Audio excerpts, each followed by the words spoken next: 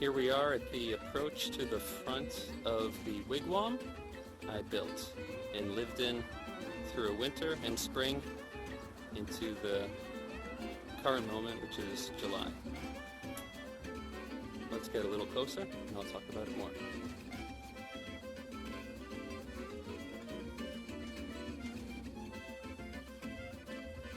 So you might also call this inspired by a wiki-up or bender.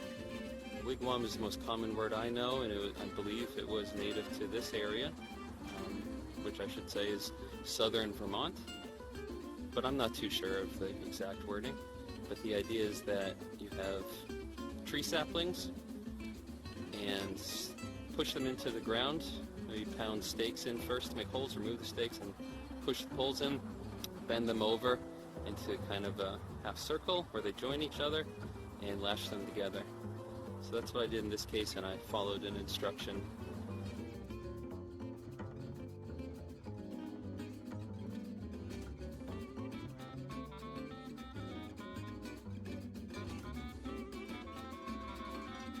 So I built this for about $100 worth of materials, did some scrounging. A lot of the materials were free, and bought the clear plastic and some of the rocket mass heater materials inside, like ducting and fireproof insulation.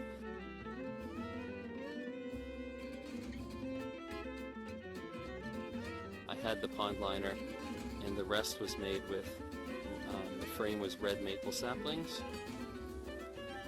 and lashed together with basswood inner bark I peeled and spruce roots that I dug up.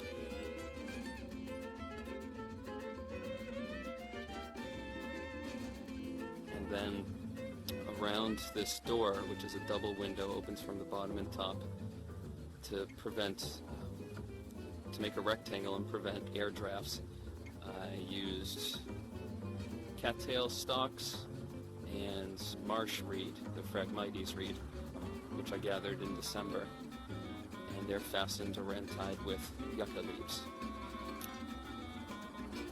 It's a double frame, so the inner frame has a 12-foot diameter, and that's the living space inside. The outer frame and that's covered in sheets, tied and weighed down. And the outer frame is 15 feet, covered in this translucent builder's plastic. In between is 1.5 feet thick of dried leaves, an enormous amount.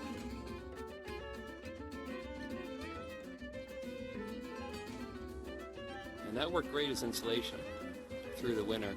As the weather's warmed up, it started decomposing, and just gravity has made it settle, I believe, and there's gaps, but that could be refilled. Maybe blankets or other things would be better, but this was available and close by. That was kind of the theme of this project, was to do something with largely natural materials, or materials that are also simple and reusable, and very inexpensively, like I said, only $100, and to be very comfortably have shelter through a winter here in Vermont, where it got to negative 20 degrees a few times. It was often below freezing.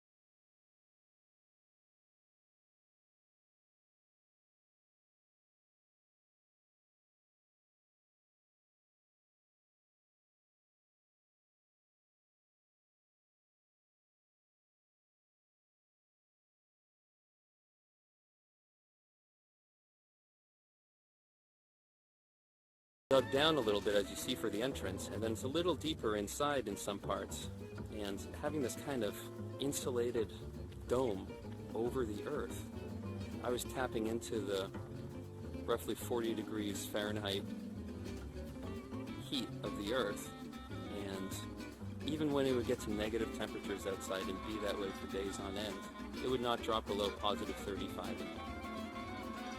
which is livable. Survivable. Not the most comfortable, but at least you're not dropping to the ambient outside temperature. Now with the heater I have inside, which I'll show you, it was able to get much warmer than that and stay that way for hours. Up top here is I made a little cone open on one side of sticks, and that has EPDM pond liner over it at the most, important part, the top, and the most susceptible area to leaks because there's a leaf slope there, and water is easier to get in. So I use that thicker membrane up there, and out of that comes the exhaust of my rocket mass heater. It's 6-inch diameter ducting. And it's cool. It's only, it gets no higher than 110 degrees Fahrenheit by the time it's going vertical, so it can't burn things up. Way down the outside with rocks. The plastic's just tied down with ropes, and so with the PDM liner is also fastened down with ropes, and the weight that all those ropes are tied to are buckets and crates of rocks. So I'll go around the side to give you a side view. Here was my window, so to speak. This is a square about that size, did not have leaves in it. There's stuffed leaves between the two frames below it, to the sides, and above. So I made kind of an alcove here, and it's translucent and the white sheets are on the inside. Some cool air could get through there, but that was also my natural light source. I have electricity, as you can see here, from my landlady's house, which is just over that way. Lighting in there. But it was nice to see that when it was sunny and the leaves were not on the trees during the winter and early spring, that could often be enough to be very brightly lit in there. And the window / door, which I showed you, I had that covered with a thick blanket. It's insulation during the winter. So this was my only natural light. And it worked pretty well. It also had kind of a little passive solar effect. It would heat up in that space a little bit. Cool barn in the background. And maybe at this moment I should show this stream, which is just behind. I did not use this for drinking because there's some kind of trash and other things upriver, but I used it for washing and things like that. And recently I made a little waterfall, which then gouges out a little pool and keeps it gouged out. People will often make a dam and think upstream of the dam is going to be their swimming or dipping pool, but that fills in with sediment. If you make a waterfall, it gouges out an area, assuming that it doesn't hit bedrock or huge rocks that it can't move. Here we are in the front again, and I should make note of this A-frame that I added to the front and covered with the same plastic. I made this as kind of a mudroom, transition space, protected area, so that way things I wanted to store did not get rained and snowed on, and likewise I didn't when I entered and exited.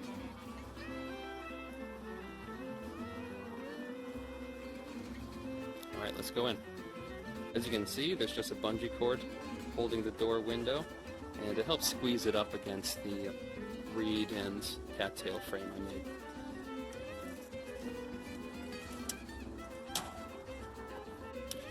So I've opened the door and turned the light on inside.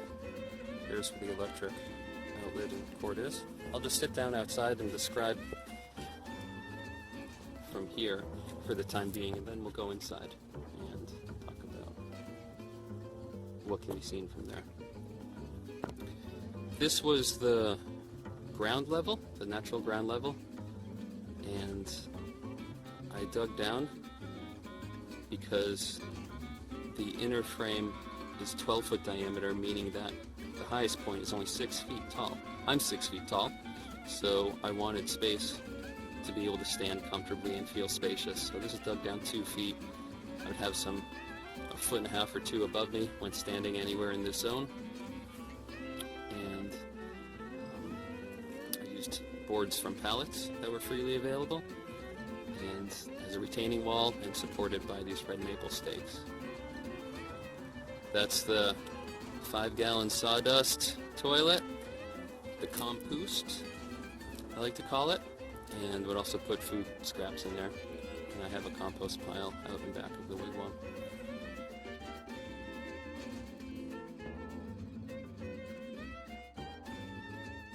This is the part of the rocket mass heater. This is the bed that the ducting goes through, full of mass and rocks and clay and sand. And this is the beginning of the combustion chamber. I'll show a better view and talk more about that once I'm inside and seated there.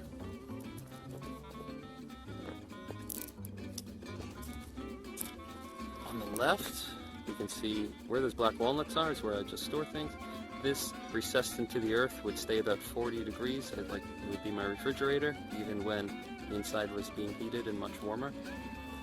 This is water from the stream that I would use for hand washing and dishwashing, and I use that pot to help with that, and then just dump it into this bucket. And that's also where I would dump the collected condensate from the heater system. And when that filled, I would bring it outside. And this is where my kitchen supplies and kitchen wares would be.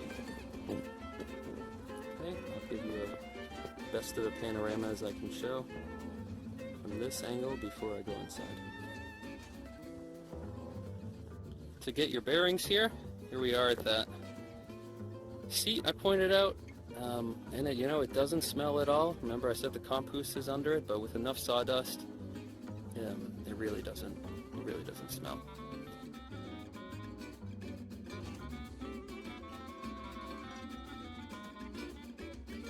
So I'll review the stuff on the right before we talk about the heater. Oh, this is the window that I pointed out from the outside. And like I said, even without electric light sometimes, with the leaves off the trees when there's a sunny day, it'd be pretty bright in here, even though I had this window door fully covered in an insulated blanket. So once again, that's the refrigerator. During the winter, that would be my freezer, aka outdoors. Play a little tune for you.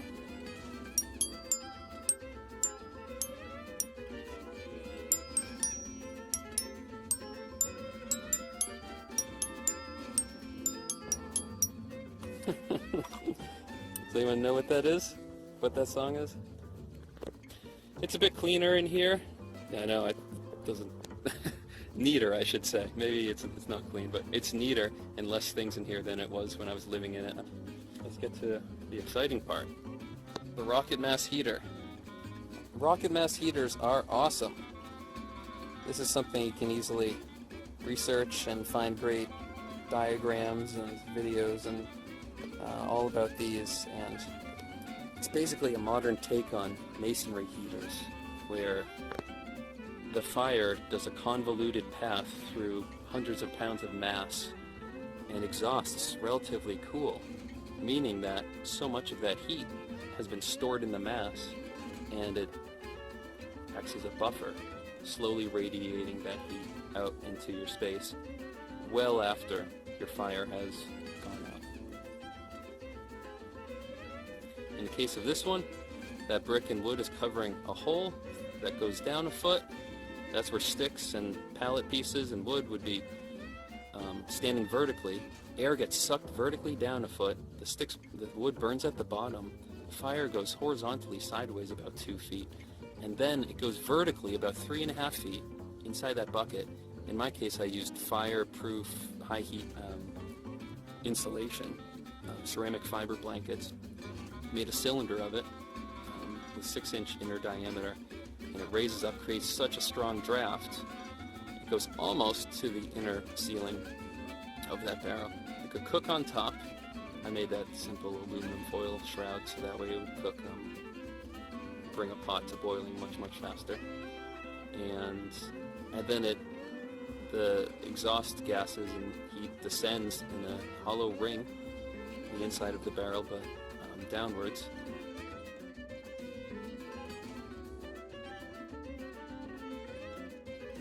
And then in this mass is 6-inch ducting, about 6 feet this way, it curves 1.5 feet, and then 90 degree again, about 8 feet to way back there.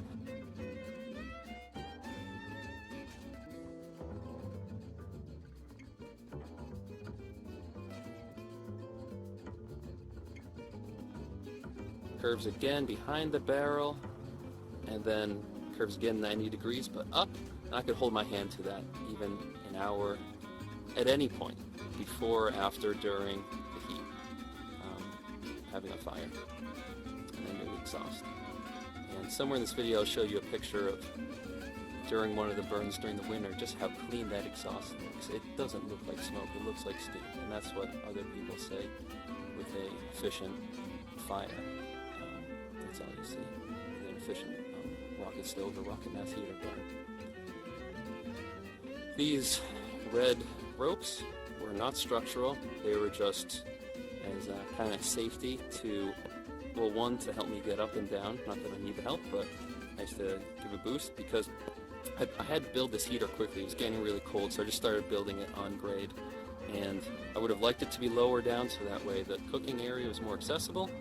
I pretty much have to reach up a little bit above my head, or at eye level is there when I'm standing. But also if I'm leaning into the look in the fire hole, this gets really hot. I burned my arms a couple times, so I put these up so I could just reach back or grab onto that to give myself support and pull back. In the back is where I keep the busted up pallets and other wood, and waxed cardboard is an amazing fire starter. I should recommend that, and that's where I keep that stuff right there. Some wood up top to dry out if I wanted especially dry wood. So through the winter and spring, there was no bugs in here, no molds, no mildew, just some mice in the walls. I caught a couple, and then I seemed to learn not to come more interior than the walls, so that was fine. But as it got warmer outside, the warm, humid air comes into contact with this cooler. The cooler surfaces in here and condenses. You also see this kind of mildew is forming. And if I was to have burns every day in here or so, or maybe less, it would keep it dry in here and warm. But I have no need to be doing that. And I'm cooking and living in another space during this time of year, so this place is just building up some mildew, so maybe I should do something about that. We'll see. We'll see how it goes. But anyway, like I said, this project was quick and easy and cheap and natural and simple and DIY and inspired by primitive architecture and indigenous architecture, and it's humble and simple and can be built in so many places and low impact, and I wanted to be comfortable and successfully live through a cold winter here, and I did it, and through the spring, and we'll see how it goes if I want to live in it again next winter.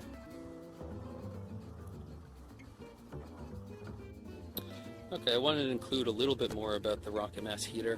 Like I said, there's plenty of videos and things you can see online to tell you more about these, and illustrations if you're not familiar, illustrations that will make it much clearer. But I'll just pull this off.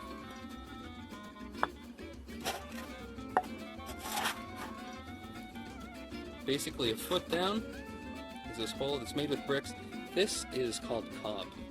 It's just the right mix of clay and sand, moist, and it acts like cement.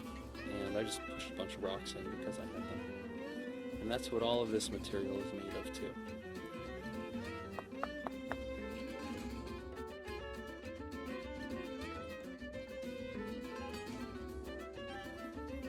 As well as a lot of rocks in there. So this is where I would sleep, and I'd put down, right back there you can see a layer of plastic. I would put plastic over this, and that would prevent the condensation, or the capillary rise, maybe is the term for it, of the groundwater from getting into where I would sleep. So I could have put plastic underneath this, and that would have prevented that, but I didn't want to. So this is where the sticks would go, whether they're small ones like that or big ones. Sometimes I had sticks sticking up like this high, and the air gets sucked down, wood burns at the bottom, goes sideways.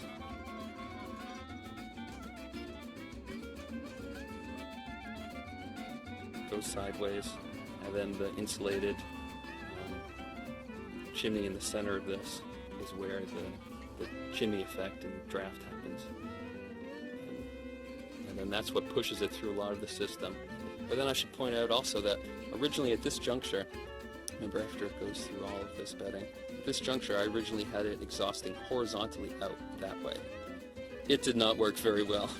It worked, but this is my first time building one, and I think it went very well, but this 3.5 feet of insulated inner chimney riser can push the exhaust through some horizontal ducting flue, but not this much, and the air would want to come in sometimes, and I'd get puttering and sputtering, and it would smoke back sometimes. So when I switched this vertically, boy, what a difference. It just rushes.